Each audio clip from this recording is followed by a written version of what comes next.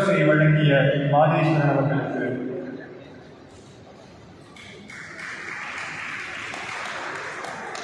கைப்பறை வழங்கி நம்மை கழிப்படைய செய்த அங்கு பாலசுப்ரமணியன் உடுமலை அவர்களுக்கு சிறப்பு செய்திருக்கிறார்.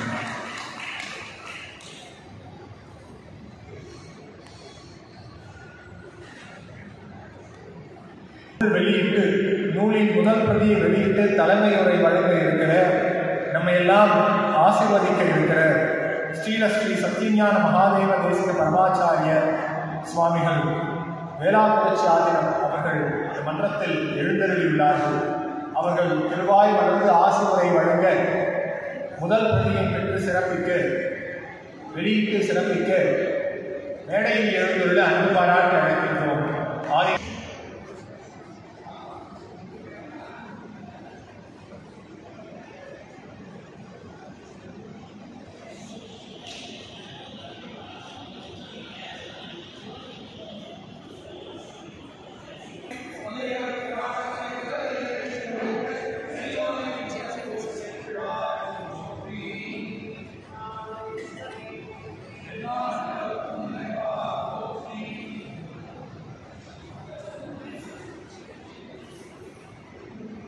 வருக வருக என வரவேற்கின்றோம்.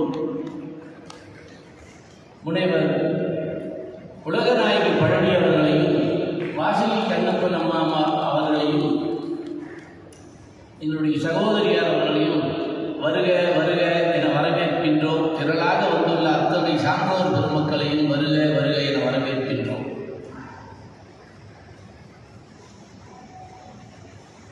இந்த நூல் யாழ் நூலை பற்றி இங்கே உள்ள சைவ அன்பர்களுக்கு எல்லாம் தமிழிசையை பற்றி நன்றாக தெரியும். தமிழிசையை வளர்த்த சான்றோர் பெருமக்களை பற்றியும் நன்காக அறிந்த பெருமக்கள் தான் இங்கே அமர்ந்திருக்கிறீர்கள். தமிழிசையை பற்றியும் அதன் நுட்பத்தை பற்றியும் விளக்கமாக பாடி விளக்க வல்ல வல்லுநர் இங்கே அமர்ந்திருக்கின்றார். ஒரு சிறு குறிப்பாக இந்த யாழ் நூல் வந்த சரித்திரத்தையும் யாழ் நூல் இன்று நாம் மறுபதிப்பு கொண்டு வர வேண்டிய அவசியத்தையும் மட்டும் நான் தெரிவித்துக் கொள்கின்றேன். இம்மேடையில் எழுத்தருளி திருவாய் வளர இருக்கிறார்கள். தொடர்ந்து தலைவர் அவர்களுக்கு செயலர் சிறப்பு செய்கிறார்.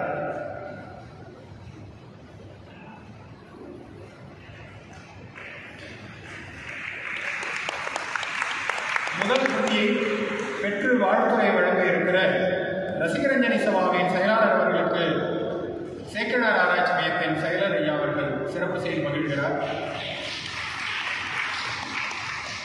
சிறப்புரை வழங்க உள்ள கோப நல்லசிவம் ஐயா அவர்களுக்கு சிறப்பு செய்து மகிழ்கிறார் செயலர் அவர்கள்.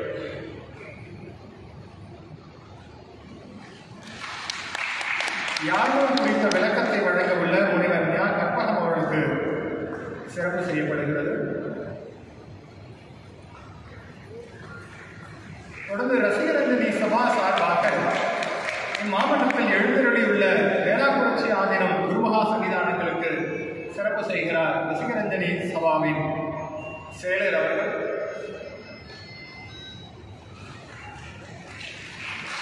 சேக்கடார் ஆராய்ச்சி மையத்தின் தலைவர் நீதியரசர் அவர்களுக்கு ரசிகரஞ்சனி சபா சார்பாக சிறப்பு செய்யப்படுகிறது.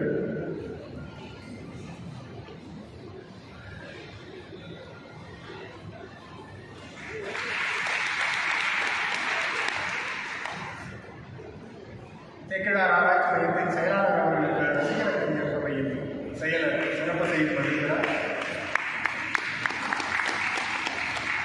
நூல் குறித்த விளக்கம் அளிக்க உள்ள முனைவர் கற்பகம் அவர்களுக்கு ரசிகரஞ்சனி சார்பாக சிறப்பு செய்யப்படுகிறது. சிறப்புரை வழங்க உள்ள கோப நல்லசிவம் அவர்களுக்கு நாகராஜன் ஐயா அவர்கள் சிறப்பு செய்து மகிழ்கிறார். முதல் பிரதியை பெற்று வாழ்த்துறை வழங்க உள்ள திரு நாகராஜன் ஐயா அவர்களுக்கு நீதியரசர் அவர்கள் நினைவு பரிசு வழங்குகிறார். திரு ஏஆர் சந்தானகிருஷ்ணன் ஐயா குளம் கழிந்த செயலாளர் ஐயா அவர்களுக்கு என்னுடைய நன்றிகள். தொடர்ந்து நூல் வெளியீடு. யாழ்நூலை வெளியிட்டு மகிழ்ந்தும் பொற்கரங்கள் ஸ்ரீலஸ்ரீ சத்தியஞான மகாதேவ தேசிக பரமாச்சாரிய சுவாமிகள் அவர்களை நூல் வெளியிட அன்பு பாராட்டி அழைக்கின்றோம். இதோ காலத்தின் சீதனமாய் தமிழ் இசைக்கு பொக்கிஷமாய் தமிழ் இசைக்கு வேத நூலாய் விளங்கவுள்ள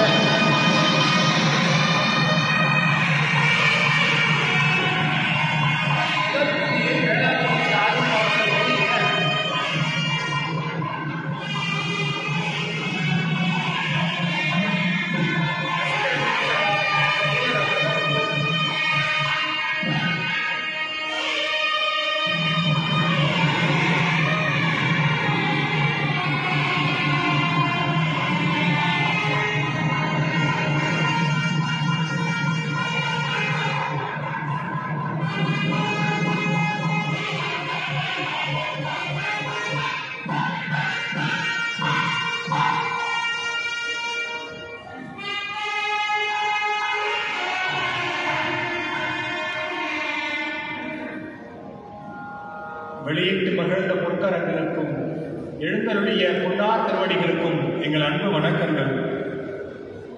தற்போது வெளியிட்டு தலைமை உரை வழங்க உள்ள ஆதினகர்த்தா அவர்களை அன்பு பாராட்டி வாழ்த்துரை வழங்க அழைக்கின்றோம். பங்கமர அருள்நோக்க மூன்று விழியாக நலர் வடிவம் தாங்கி மங்கள வேளையில் வர சத்திய ஞான குருபரனை வணக்கம் செய்வோம். எல்லாம் வல்ல சிவபெரும்பொருள் துறை கொண்டு நேருகின்ற சேக்கிழார் ஆராய்ச்சி மைய 32ஆம் ஆண்டு விழாவில் ஒரு அங்கமாக மிக அற்புதமான அரிய பொக்கிஷமான யாழ் நூல் வெளியிடும் பேச்சினை இறைவன் நமக்கு தந்தருளி இருப்பதை எண்ணி பெருமிதம் கொள்கின்றோம். பழம் தமிழ் நூல்களான பல இன்றைக்கு நடைமுறையில் இல்லாமலும் கிடைப்பதற்கு அரியதாகவும் ஆகிவிட்ட இன்றைய கால சூழலில் ஒவ்வொரு நூலாக தேடி ஒவ்வொரு ஆண்டும் 1000 பிரதிகள் வரை அற்புதமாக அச்சிட்டு வெளியிடுகின்ற அன்பிற்குரிய திரு ஜே சிவாலயம் மோகன் அவர்கள் பாராட்டுதலுக்குரியவர்கள். அவர்களுக்கு உறுதுணையாக இந்த சேக்கிழார் ஆராய்ச்சி மையம் துணை நின்று அதன் தலைவர் நீதியரசர் அன்பிற்குரிய திரு ஜெகதீசன் அவர்கள் இப்பெரும் பணிக்கு உறுதுணை புரிவது என்பது சால பொருத்தமானது. ஏனெனில் திகழ்ந்தது எனலாம். அத்தகைய தமிழ் சைவ நூல்களை தந்தருடையற்றை தொகுத்தளித்த பெருமை சேக்கிழார் பெருமானுக்கு மட்டுமே உரியது. ஞானப்பால் அருளப் பெற்றதனால் ஞானசம்பந்தர் ஆச்சாரியத்துவம் பெற்று தலைமை பண்புடையவராக திகழ்ந்தார். நாவுக்கரசர் பெருமானோ தமது அனுபவத்தின் வெளிப்பாடாக அற்புதமான 4, 5, 6 திருமுறைகள் என சொல்லப்படுகின்ற தேவார பதிகங்களை தந்தருளி மக்களையெல்லாம் ஒன்றுபடுத்தி அவர்களை மையப்படுத்துகின்ற நிலையமாக திருக்கோயில்களை திகழ்வதை தெளிவுற வலியுறுத்தி குறிப்பிட்டுள்ளார்கள். சுந்தரமூர்த்தி சுவாமிகள் இறைவனால் தோழனாக இறைவனையே தோழனாக கொண்ட பெருந்தகையாளர் இல்லற நெறி நின்று இயல்பான இல்லற நெறியிலேயே சிவானுபவத்தை துணிக்கலாம், பேரின்ப பெருவாழ்வை நாம் பெறலாம் என்பதற்கு எடுத்துக்காட்டாக வாழ்ந்து காட்டி வழிநடத்தியவர்கள். மணிவாசக பெருந்தகை ஒரு வாசகம் சொன்னாலும் எப்பொழுதும் நிலையாக இருக்கத்தக்க வகையிலே தமது அனுபவங்களை அற்புதமாக இறைவன் துணை நிற்க வெளிப்படுத்திய பெருமகனாராவார். இத்தகைய சீர்மிகு சைவம் இந்த அருளாளர் பெருமக்களால் நிலை பெறச் செய்தது வெளிப்படுத்திய பெருமை சேக்கிழார் ஒருவரையே சாரும்.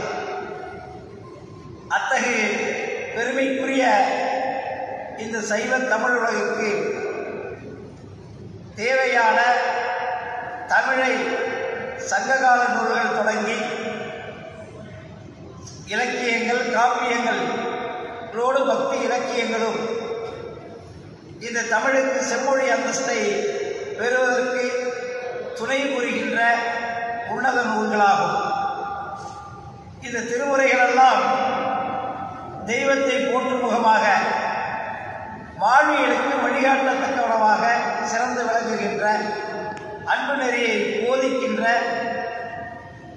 அறநெறி நிற்கச் செய்கின்ற ஒரு அறவுரை நூலாகவும், எஞ்ஞான்றும் வாழ்வியலுக்கு துணை புரிகின்ற ஒரு சிறந்த வழிகாட்டியாகவும் இந்த நூல்கள் எல்லாம் திகழ்கின்றன.